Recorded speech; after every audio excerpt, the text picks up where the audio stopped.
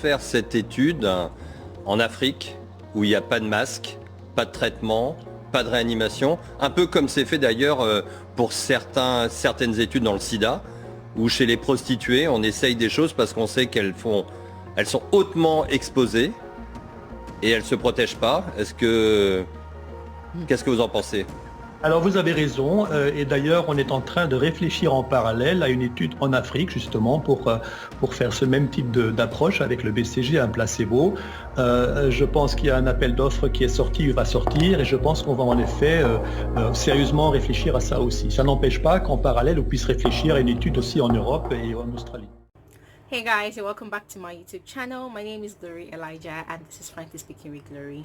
So the video you just watched is a conversation between two renowned French doctors. Now these two doctors, they are discussing the possibility of creating a vaccine against coronavirus, and they are also looking at the possibility of testing out the vaccines first off in Africa. Now, that conversation that they had, it was very, very controversial, and it caused a lot of controversy, a lot of uproar online, yeah, to the extent that Didier Drogba, I'm not a football fan, but I tend to know this one's name. Didier Drogba, who is an African that plays for one of the French teams, right, in Europe, he rose up and he spoke against that conversation, strongly, and he aired his views very, very strongly. And a lot of human rights organizations in Europe, they rose up and they spoke about it. Even on Twitter, there was a hashtag that was trending, I think on Sunday. I was saying no to test vaccines in Africa, something like that. I also used the hashtag on my Twitter account as well. So guys, basically what this whole thing is all about is it just it just gives me that confirmation in my head, because I have watched documentaries on TV, and I have watched ex-missionaries, ex naval officers, being interviewed on TV, and they have confessed to the fact that whenever they are sent on missions to Africa, that sometimes it's not just to come and save lives, but to come and take lives. Now the way they do this thing is they create a disease, and then they create a vaccine. Now in the process of creating that vaccine, they put other deadly diseases inside these vaccines, and then when they inject it into people, these people become carriers of another breed of disease. Now instead of curing the previous disease, these people are cured of the previous disease, of course, but then they now become carriers of a new deadly disease.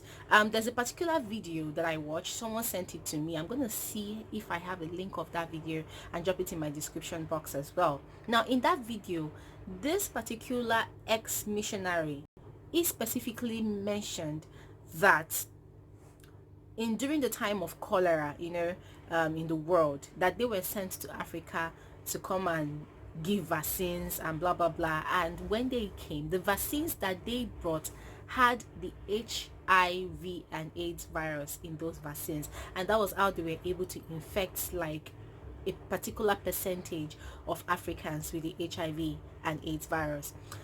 Guys, this is actually a mind-blowing conspiracy theory, and I can't even talk about all of it in this particular video. Even if I do a series, I can't talk about all of it. But what I'm going to do is I'm going to drop a link to that video so that you guys can actually watch it for yourselves and know what's going on around the world. And most of the time when you go online and you see a lot of topics trending, they're not trending because people just feel like waking up one morning and just making something trend. No, it's because, as I've always said in my videos of late, that the world is becoming more aware, and it seems like this period of lockdown, it's made a lot of people thirsty for knowledge and for information, and people are gathering data. People are finding out what's going on. People know, like a lot of people currently, they know that this coronavirus is man-made. They know that it has a mission. They know that the creators of it, they have a mission, they have a reason for creating it, and it's a systematic approach to bringing a sort of a new sort of new world order, something like that. You know, a lot of people are aware, but then people are asking questions of the whys and hows and when will all this, you know, take over happen. It's a lot to digest anyways if you think about it. But then back to that video, for me, my own opinion on that is it's high time that Africans stopped accepting vaccines from these so-called world researchers or research institute or whatever, because it's very, very crazy.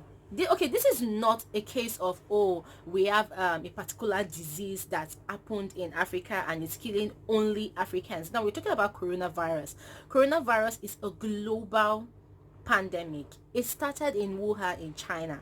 You know, it's dealt with the China people, like it dealt with China as a country as a whole, you know. And even though just a few hours ago today, Wuhan called off their lockdown and they threw like a sort of a celebration party or whatever to celebrate their coming back into the social scene, you know, the world is still suffering for this coronavirus pandemic. The world is still suffering, right? So the point I'm trying to make is coronavirus is a global problem. It's not an African problem. So why would some certain people who are trying to create a vaccine for this problem, why would they now choose to want to come and test the vaccine first in Africa?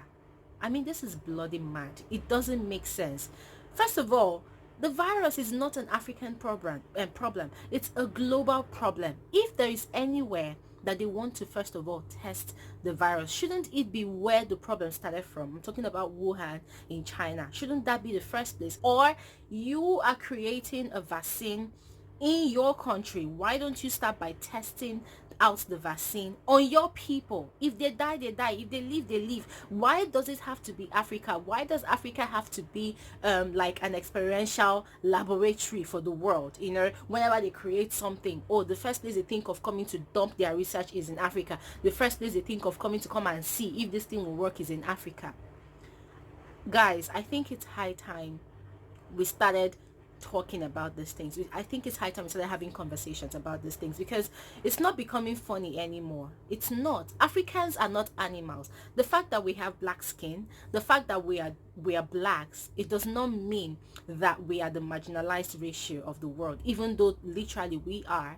But then it doesn't mean that we are the people that should be available for any sort of experiment or any sort of trial and error, you know, research, whatever. But guys, seriously, we need to start talking about these things. And I will encourage us all that when next we see a hashtag like that on Twitter or on Instagram trending, you know, say no to vaccine testing in Africa, I want to encourage us all to, you know, take it upon ourselves to also push for that. And if people did not talk about this, right, those humanitarian organizations in Europe will not rise up to the occasion to also talk about it. Yes, and a lot of people spoke up, and I want to give kudos to Drogba for also drawing the attention of other elites around there, you know, African elites in Europe, to also speak against that move. So guys, you are now aware that there are some certain people somewhere that are planning to create a vaccine to come and test in Africa. Now that you are aware, my advice to you is when they bring these vaccines, please reject it. Please reject it. Because if really the vaccines are safe, when they create it, they should first of all test it upon themselves, test it upon their own citizens, and let us see if it will work first of all, before they even think about sending it to any other place around the world. Not just in Africa now, but let them test it upon themselves first, on their own citizens, on their leaders, on their own people first, before even thinking about bringing it to Africa. Guys, let's stay woke. A lot of things are happening. Let's be aware. Let's stay woke. Let's be awake. Let's be very, very much aware of the situation around us, and I believe that we'll be able to beat this pandemic one way or the other. And that's all I have to say in this morning's episode of Frankly Speaking with Glory. Thank you guys so much for watching. If you have any other thing, any other information that you know about this vaccine testing, if you have any information whatsoever about all this conspiracy theories that's going on currently around the world, feel free to share with me in the comment section below. I would love to read from you guys. And thank you guys so much for watching. I'll see you guys in my next video. Bye.